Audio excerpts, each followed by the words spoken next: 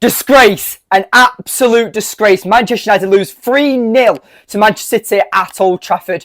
And I don't even know where to start because we were an absolute shambles. Bruno Fernandes, I'm coming after you first because them last 5 minutes, where were you as our captain? Where have you been as our captain all season? Because Bruno Fernandes, I don't know what's happened to him, but he's not the Bruno I once loved. And I still do love Bruno and I still love every single player at Manchester United. But today they were all absolutely pathetic. It was terrible from every single Manchester United player today, apart from Andre Onana, because I'm going to give Andre Onana the praise early in the video because I'm going to lose my head and probably forget all about it. But Onana kept us in that game. He stopped it being another 7-0 like Liverpool, and we all know what happened there. 7-up, all that jazz, because if it wasn't for Andre Onana today, it would have been easy 7-0 for Manchester City.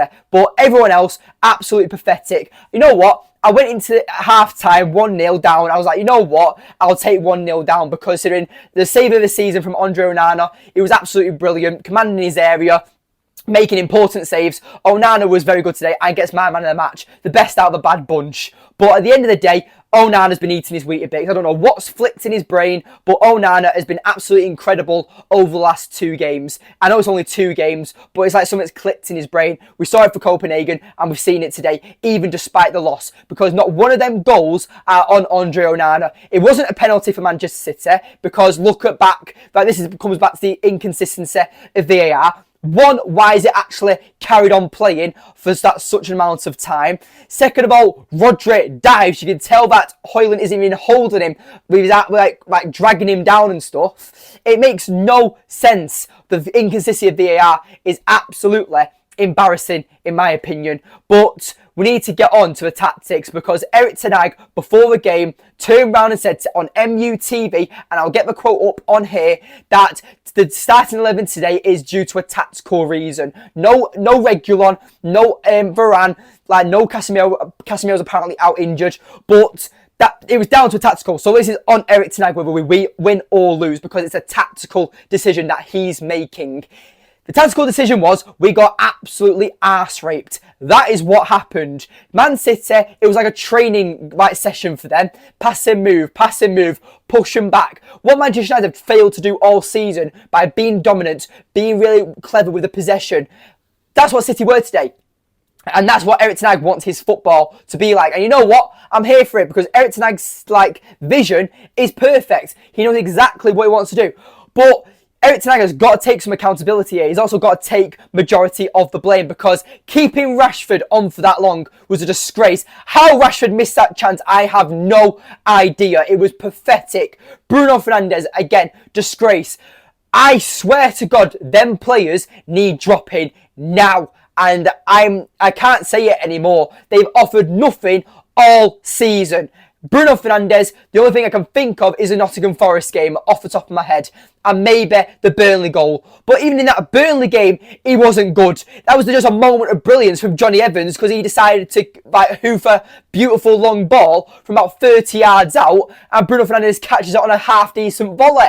But at the end of the day, what have these senior players offered us this season? It's pathetic. Well, we've got a defence of Dalot, Maguire, Evans and Lindelof.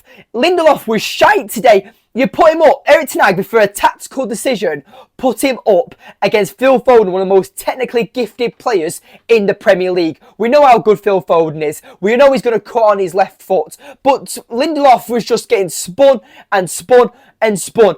And Reguilon didn't do much when he came on. But at least he's an actual left back.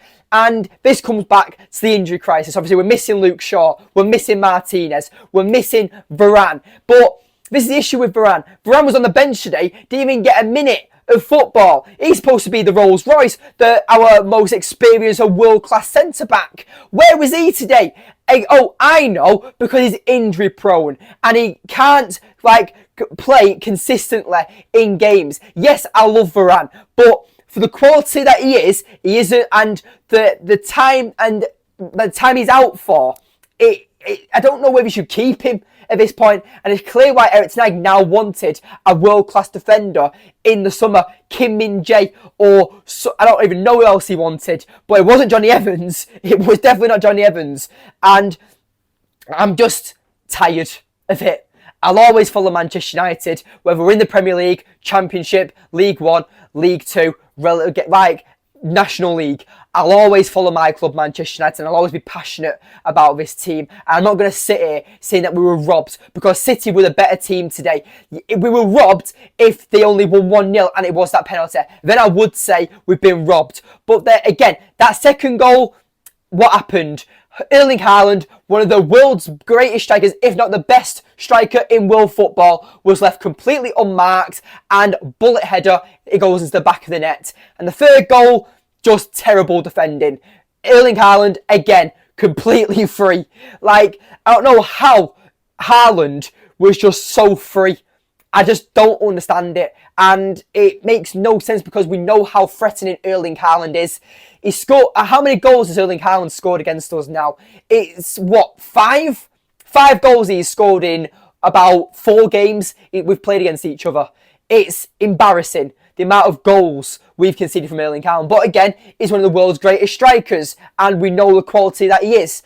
But the passion today, I need to go in on the players, because the passion today was not there. Not one player walked off that pitch today looking tired. Anthony came on with 5 minutes to go, lost his head completely. I know you're pissed off, mate, like you didn't play, but you literally, it should have been a red card for what he did on Doku. And then he struck, after he get a yellow card, he carried it on. You saw at a moment he squared up to Doku for no reason. Is he trying to get sent off? This is the professionalism we have in our club. We have players who lose their heads and completely bottle it. But we already know this, and it's not down to the manager. And you know what? This is more than the Glazers now. The Glazers can't control the players that we've got. Now, I know what you want to say.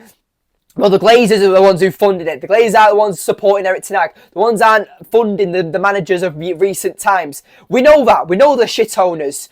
But can the Glazers control the fans? Can the Glazers control the fans who are sitting in the Stretford end recording Erling Haaland take a penalty against Manchester United? Is that a true Manchester United fan? Because for me, I don't think it is. For your little clicks on social media and all that stuff. Now, I know I'm being a hypocrite because I do YouTube, and this is a podcast that's going on YouTube.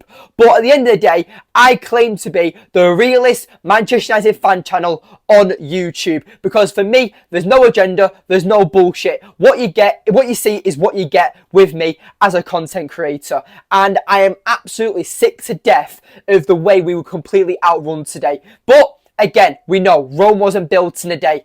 But if you actually analyse what went wrong today, there's no 5 options, like 5 things that went wrong. There's no 10 things. It was everything that went wrong today. The tactics from minute 1. We're already 3-0 down in the tunnel. Going onto the pitch, the players didn't even look confident. Like, it's a derby. Like, Old Trafford today, a library. What was going on? Man City in the away end outsung us all game. And you know what? Majority of away fans have outsung us all season. There's no passion from the fans anymore. And you know what? I don't understand why you go to the games then.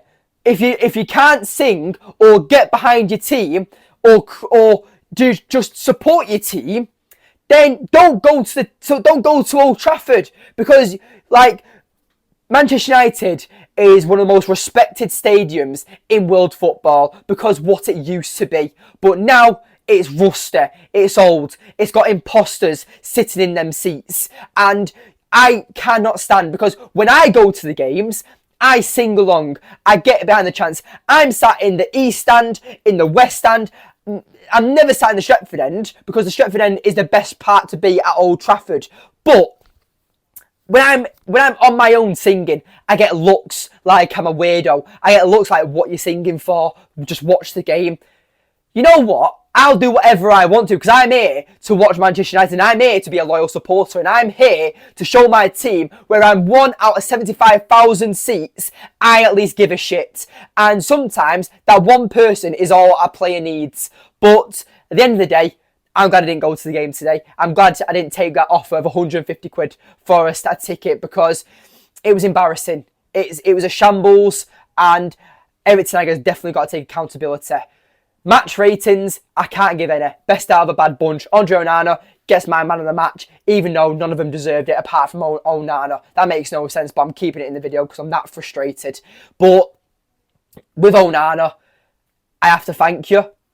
What you've done, you've gained some confidence, and hopefully the players around you can actually borrow some of that one or get some motivation from you. Because if Andre Onana, our new goalkeeper, who's been at the club for less than 5 months, can look like the most confident and the most passionate player in the team, then there's an issue. Because you've got Marcus Rashford in the team, who's been here since the age of, I don't even know.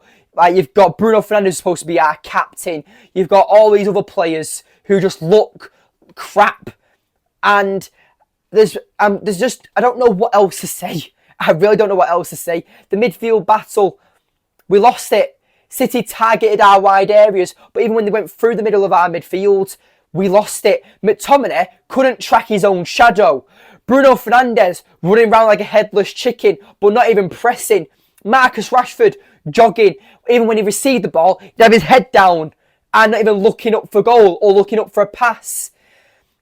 Amrabat, why was he taken off? Yes, he was on a yellow card, but then we had no defensive cover. McTominay's not going to do with a defensive cover. We learnt that with him and that McFred days.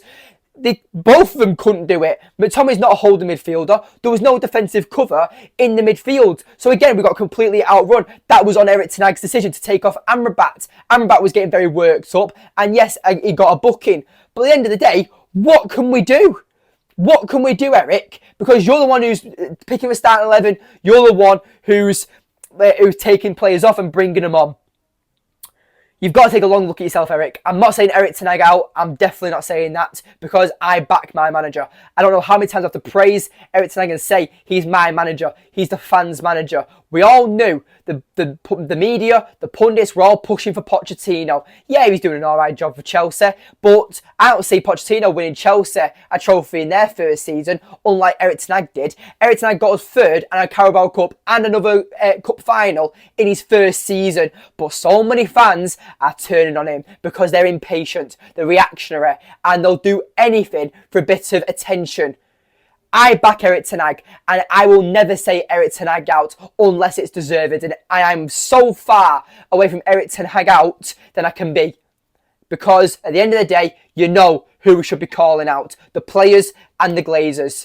And Erik Ten Hag makes the decisions, but who's on the pitch doing it? The players. And that's all I have to say about it. Please subscribe to Devils TV. It's been a painful one. I'm on a Man City podcast, the MCFC podcast at 7. It's going to be a painful one, but check it out. I really appreciate everyone who's watching the video. And yeah, thank you for watching. Rant over. Thank you.